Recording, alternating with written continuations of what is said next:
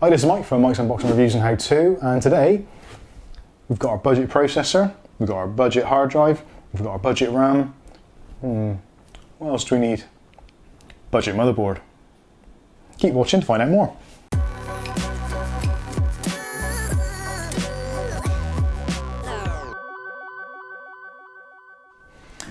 Okay, so it's 2018 and you're building a budget-based PC, be it for work purposes or for productivity or for gaming, probably for gaming, but you're going to need some components. So you've selected your processor. In this case, it's the Celeron Gold G5400, probably the cheapest Intel processor you can get with 4 threads.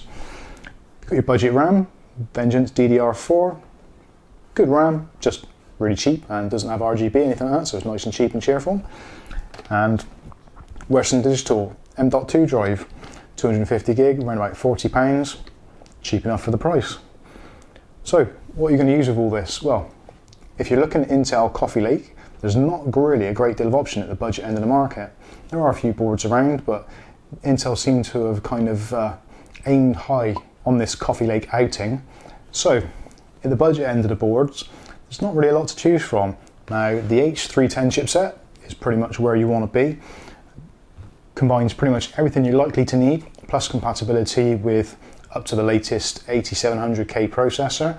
So even if you're starting at the bottom or aiming for the top and you just want a budget, reliable, fully featured motherboard, then you could do a lot worse than the ASRock H310 HDV / M.2. Now, let's unbox this thing and have a look and see what we actually get for our money.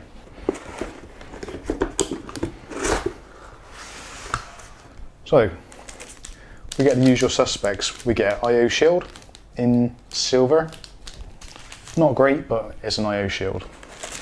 We get some designated for SATA 3 6 gigabit per second SATA cables, 2 of them, pretty much standard. We get a M.2 retaining screw. Don't lose that, really difficult to replace. We get owner's manual.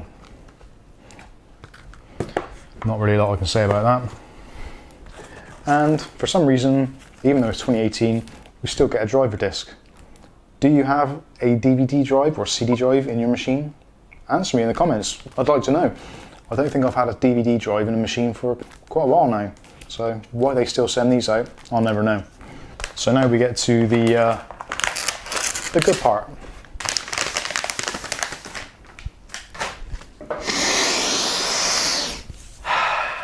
Fresh PCB, you can't beat that smell. If you're buying new, get a lesser featured board rather than buying a second-hand better featured board, because that smell you can't replace. If they start selling it in car shops as like a car air freshener, PCB smell, I think I'd definitely go and buy some. Can you imagine that? Magic trees hanging from your car with a printed circuit board on and just smelling like a motherboard, it'd be great.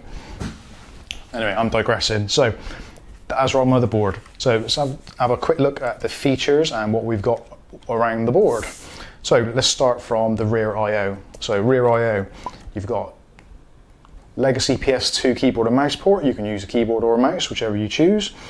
2 USB 2.0, a DVI-D, VGA, HDMI, 2 USB 3 Gen 1, another 2 USB version 2, a Intel Gigabit Ethernet, and ELNA enabled audio, and 7.1 audio. Now you're probably thinking 7.1 audio. Hang on, there's 1, 2, 3 jacks, 7.1.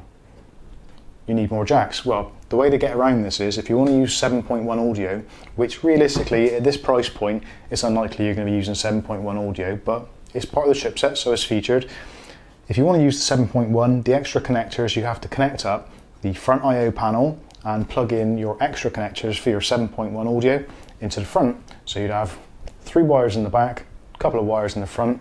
It would look awful, no one's ever going to do it. Now, to be honest with you, I've never seen anyone actually do it. But still, it's an option, it's there if you want to do it. So that's the rear I/O. So looking at the board itself, at the top, got our 8-pin EPS connector. Now I'm hoping, for my build which is coming up, that I can get away of just using a 4-pin EPS connector, because I've got an older power supply, which for the build I'm doing, which is going to be a very, very low wattage build, isn't going to need a lot of power. And from my reckoning and my research, the extra 4 pins on there is purely for providing supplementary power to higher wattage CPUs. Now, being that CPU that we're going to be using is a 58 watt part, we should be absolutely fine with the 4-pin connector. But if you want to find out how well, or indeed how bad that goes, click on the subscribe button, click on the chime button, and when I do the build with this board and this chip and the cheapo power supply, you can find out how it actually goes. But anyway, I'm digressing. So let's go around the rest.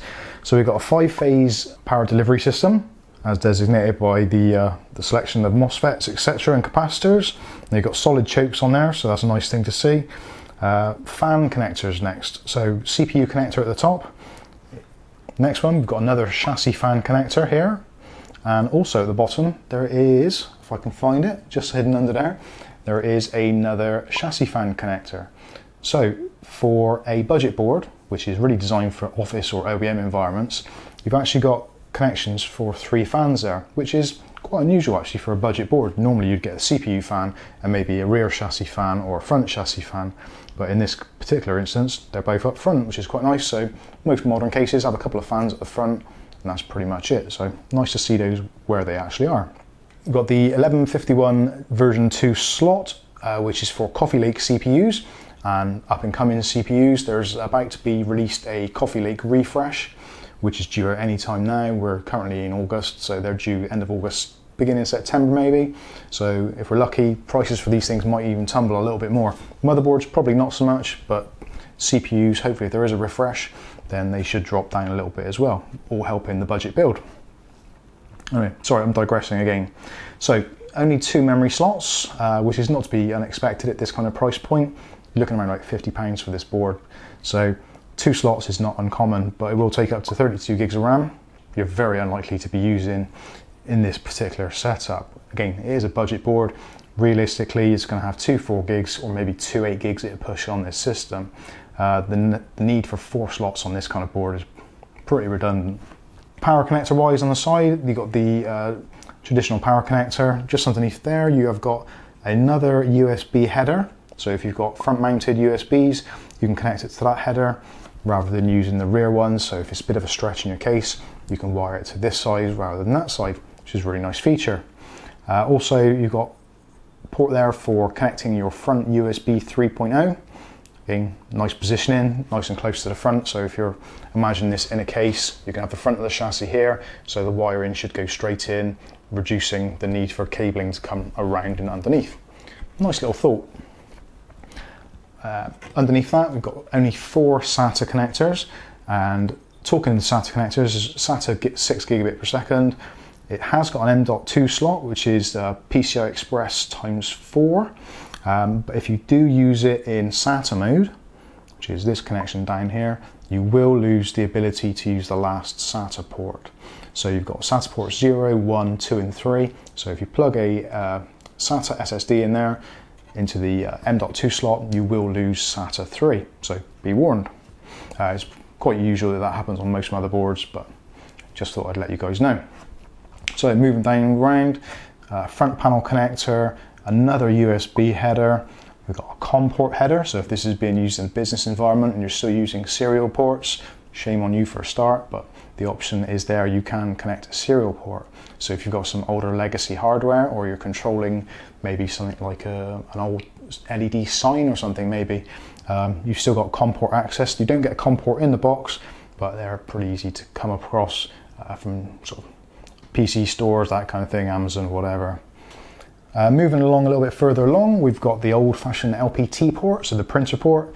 As you can see, no printer port on the back or serial port. So if you want access to those types of ports, you can get an add-on card and connect them up there.